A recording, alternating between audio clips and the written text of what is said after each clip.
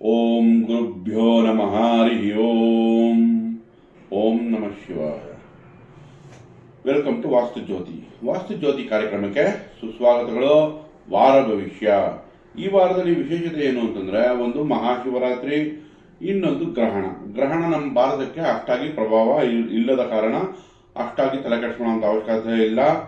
ಜೊತೆಗೆ ನೋಡಿ, ಈಗ ಮಹಾಶಿವರಾತ್ರಿ ಎಂದು ಯಾರ್ಯಾರು ಉಪವಾಸ ವ್ರತಗಳಿಂದ ಇದ್ದು ಫಲಹಾರ ಹಣ್ಣುಗಳನ್ನು ತಗೊಂಡು ನಿಷ್ಠೆಯಿಂದ ಮಹಾದೇವನ ಪ್ರಾರ್ಥನೆ ಮಾಡ್ತಾರೋ ಅವರಿಗೆ ಖಂಡಿತ ಈ ನವಗ್ರಹ ದೋಷಗಳಿಂದ ಮುಕ್ತರಾಗ್ತಾರೆ.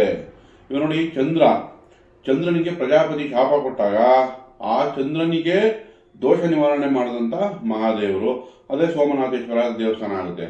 ಸೊ ಹಾಗಾಗಿ ಯಾರ್ಯಾರು ನಿಷ್ಠೆಯಿಂದ ಈ ವ್ರತ ನಿಯಮಗಳನ್ನ ಮಾಡ್ತಾರೋ ಹಬ್ಬದ ದಿವಸ ಅವರಿಗೆ ಖಂಡಿತ ದೋಷ ಪರಿಹಾರ ಆಗುತ್ತೆ. ಈಗ ನಾವು ಗ್ರಹಗಳ ಪರಿಸ್ಥಿತಿ ಈ ವಾರದಲ್ಲಿ ತಿಳ್ಕೊಳ್ಳೋಣ. ಈ ವಾರದಲ್ಲಿ ನಮಗೆ ವಿಶೇಷತೆ ಏನು ಅಂದ್ರೆ, 5 ಗ್ರಹಗಳು ಕುಂಭರಾಶಿಯಲ್ಲಿ ಮಿಲನ ಆಗ್ತಾ ಇದೆ. ನೋಡಿ, ರಾಹು ಶತಭಿಷ ನಕ್ಷತ್ರದಲ್ಲಿ, ಅಂದ್ರೆ ಅದಕ್ಕೆ ಬಲ ಜಾಸ್ತಿ ಇದೆ. ಅದೇ ಅವ್ರದೇ ನಕ್ಷತ್ರ ಆಗಿರೋದ್ರಿಂದ ಸ್ಟ್ರೆಂತ್ ಇಲ್ಲಿ ಜಾಸ್ತಿ ಆಯಿತು ರಾಹುಗೆ. ಅದೇ ತರ ಗುರುವಿನ ದೃಷ್ಟಿನೂ ಬಿದ್ದಿದೆ. ಮಿಥುನ ರಾಶಿಯಿಂದ ಭಾಗ್ಯದ ದೃಷ್ಟಿ ರಾಹು ಮೇಲೆ ಬಿದ್ದಿದೆ. ಶುಕ್ರನೂ ಅಲ್ಲೇ ಇದೆ, ಬುಧನೂ ಅಲ್ಲೇ ಇದೆ. ಈ 3 ಗ್ರಹಗಳು ಜೊತೆಯಲ್ಲಿ ಶುಭ ಫಲ ಕೊಡ್ತಾರೆ, ಒಳ್ಳೆ ಫಲಗಳನ್ನೇ ಕೊಡ್ತಾರೆ. ಬಟ್ ಅಲ್ಲಿ ನಮ್ಗೀಗ ರವಿನೂ ಸೇರ್ಕೊಂತ ಇದೆ, ಮಂಗಳ ನಮಗೆ ಉಚ್ಚ ಸ್ಥಿತಿಯಲ್ಲಿದೆ. ನಿಮ್ಗೆ ರವಿ ಜೊತೆ ಚಂದ್ರನೂ ಸೇರ್ಕೊತಾ ಇದೆ. ಈಗ ನಮ್ಗೆ ಚಂದ್ರ ರಾಹು ಅಲ್ಲಿದ್ದಾಗ ಅಂತ ಒಳ್ಳೆ ರಿಸಲ್ಟ್ ಕೊಡಲ್ಲ, ಸೂರ್ಯ ರಾಹುನು ಒಳ್ಳೆ ರಿಸಲ್ಟ್ ಕೊಡಲ್ಲ. ಬಟ್ ನಮ್ಗೆ ಇಲ್ಲಿ ಬುಧ ಶುಕ್ರ ರಾಹು ಪರಿಸರ ಚೆನ್ನಾಗಿದೆ, ವಾಯು ತತ್ವದಲ್ಲೇ ಇದೆ, ಕಂಫರ್ಟಬಲ್ ಆಗಿದೆ. ಬಟ್ ಅಲ್ಲಿ ನಮ್ಗೆ ರವಿಚಂದ್ರನೂ ಇರೋದ್ರಿಂದ ಅವ್ರು ಅಲ್ಲಿ ಅನ್ಕಂಫರ್ಟ್ ಆಗಿರ್ತಾರೆ. ಅವ್ರು ಯಾಕಂದ್ರೆ ರವಿಗೆ ಶತ್ರುಮನೆ ಆಯ್ತು, ಚಂದ್ರನಿಗೆ ರಾಹು ಸಂಗತಿಯಿಂದ ಅಷ್ಟಾಗಿ ಕಂಫರ್ಟ್ ಇರಲ್ಲ.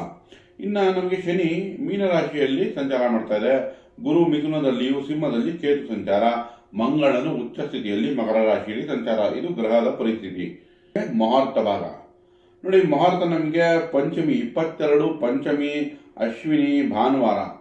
ಸೊ ಹಾಗಾಗಿ ಅಶ್ವಿನಿ ನಕ್ಷತ್ರ ಬೀಳ್ತಾ ಇರೋದ್ರಿಂದ ಭಾನುವಾರ ಯಾವ ನಕ್ಷತ್ರದವರಿಗೆ ಈ ಅಶ್ವಿನಿ ನಕ್ಷತ್ರ ಆಗ್ಬರುತ್ತೆ ಅಂತ ನೋಡೋಣ, ಶುಭ ಕಾರ್ಯಗಳನ್ನ ಮಾಡ್ಕೋಬಹುದು ಅಂತ ನೋಡೋಣ.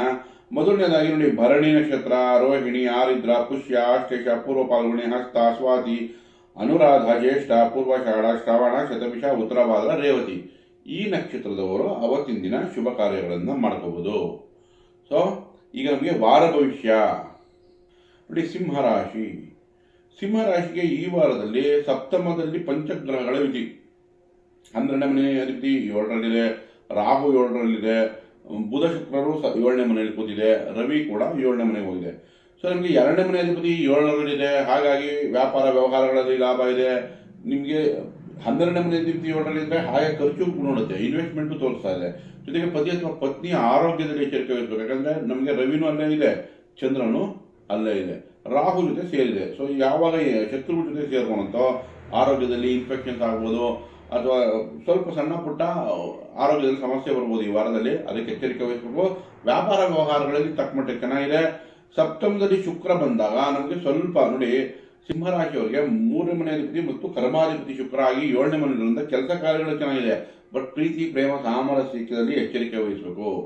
ಅಥವಾ ಕರ್ಮ ಕ್ಷೇತ್ರಗಳಲ್ಲಿ ಗಂಡಾದ್ರೆ ಹೆಣ್ಣು, ಹೆಣ್ಣಾದ್ರೆ ಗಂಡು, ಇವ್ರ ವಿಷಯದಲ್ಲಿ ಸ್ವಲ್ಪ ಎಚ್ಚರಿಕೆ ವಹಿಸಬೇಕಾಗುತ್ತೆ. ಇನ್ನು ಬುಧನ ವಿಷಯ ತಗೊಂಡಾಗ ನಮಗೆ 2 ಮತ್ತು 11ನೇ ಮನೆ ಅಧಿಪತಿ 7ರಲ್ಲಿದೆ. ಸೊ ಬುಧ ನಿಮಗೆ ಇಲ್ಲಿ ವ್ಯಾಪಾರ ವ್ಯವಹಾರ ಅಥವಾ ಮಕ್ಕಳು ಎಜುಕೇಶನ್ ಆಗ್ಬೋದು, ಮಕ್ಕಳ ಅಭಿವೃದ್ಧಿ ಆಗ್ಬೋದು, ಇದಕ್ಕೆಲ್ಲ ತುಂಬ ಚೆನ್ನಾಗಿ ರಿಸಲ್ಟ್ ಕೊಡ್ತಾ ಇದೆ.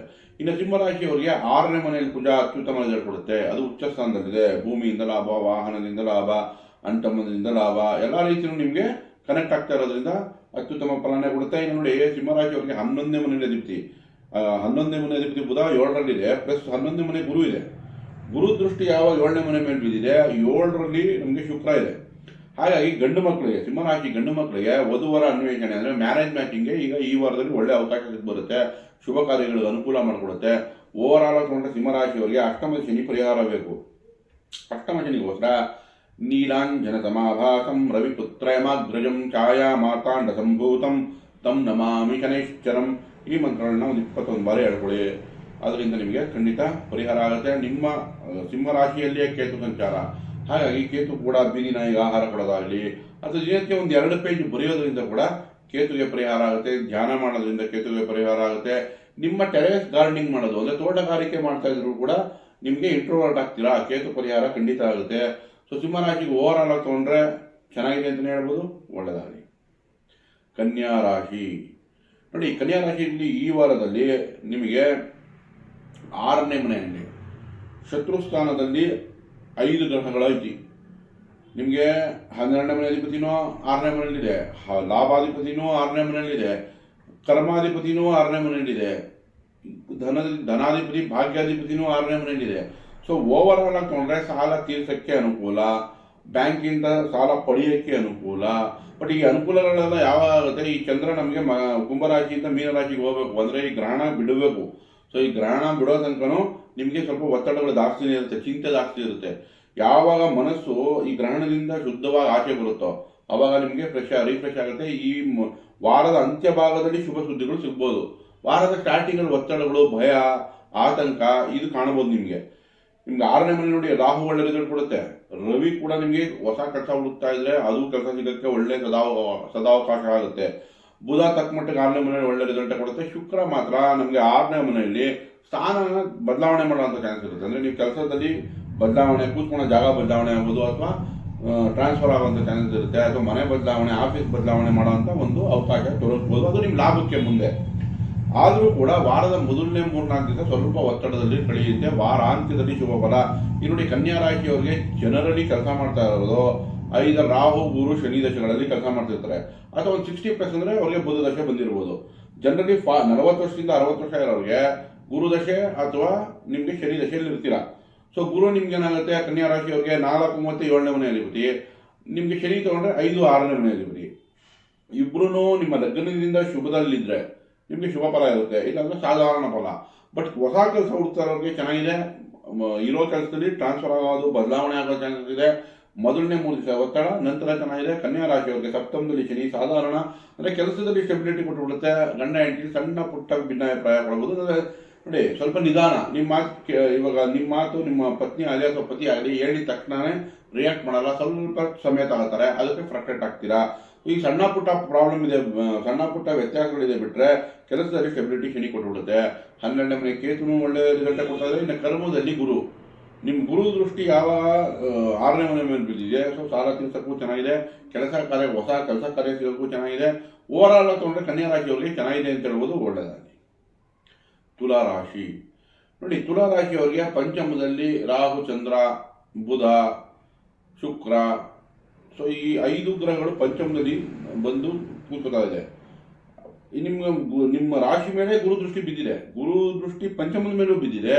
ಈ 5 ಗ್ರಹಗಳು ಬೀಳ್ತಾ ಇರೋದ್ರಿಂದ ನೋಡಿ, ಪ್ರೀತಿ, ಪ್ರೇಮ, ಸಾಮರಸ್ಯಕ್ಕೆ ಚೆನ್ನಾಗಿದೆ.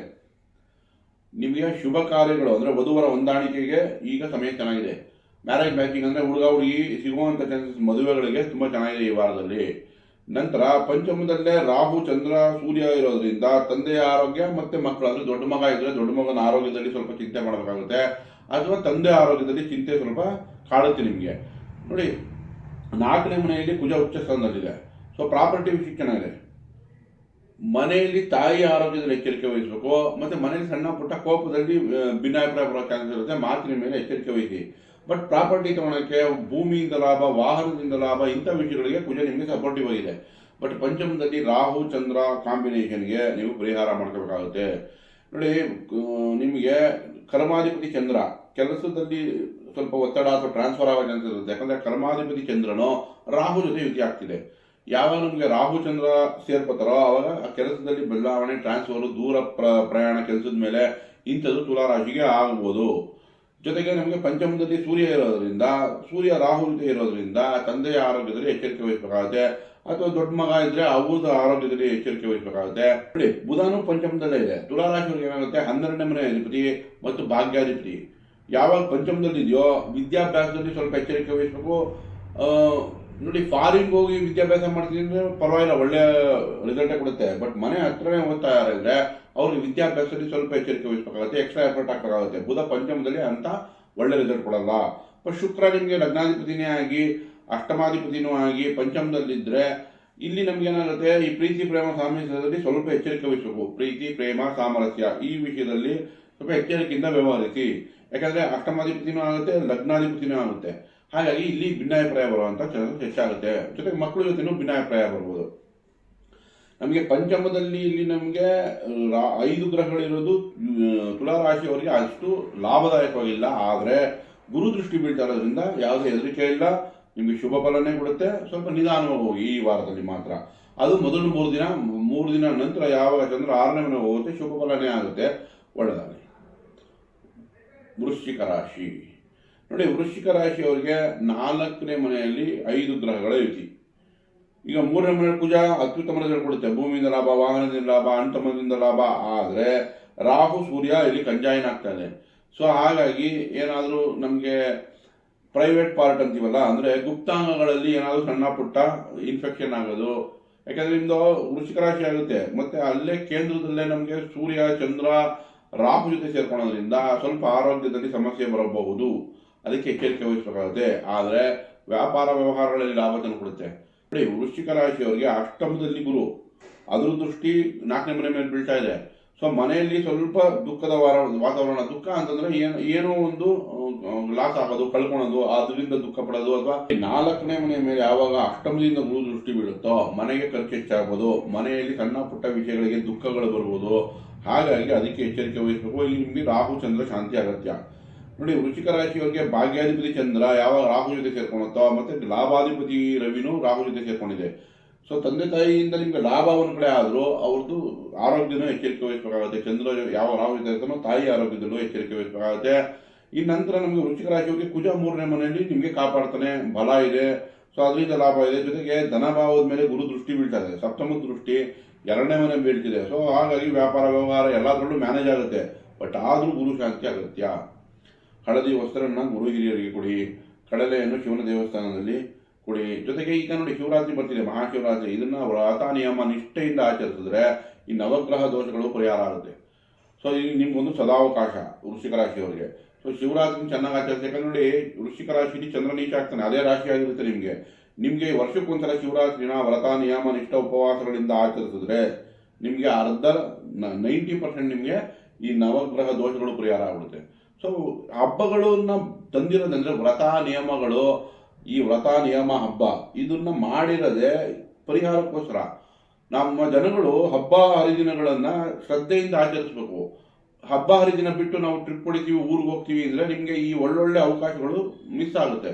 ಹಬ್ಬ ಹರಿದಿನಗಳನ್ನ ನಿಮ್ಮ ಸ್ನೇಹಿತರನ್ನ ಮನೆ ಕರೆದು, ನಿಮ್ಮ ರಿಲೇಟಿವ್ಸ್ನ ಮನೆ ಕರೆದು ಜೊತೆಲೇ ಆಚರಿಸಿ, ಅವ್ರಿಗೆ ಸಿಹಿ ತಿಂಡಿ, ಅವ್ರಿಗೆ ಖುಷಿಪಡಿಸಿ, ದಾನ ಧರ್ಮಗಳನ್ನ ಬಡವ್ರಿಗೆ ಮಾಡೋದ್ರಿಂದ ಖಂಡಿತ ಎಲ್ಲ ಹಬ್ಬಗಳಲ್ಲೂ ಪರಿಹಾರಕ್ಕೋಸ್ಕರನೇ ಬಂದಿರೋದು.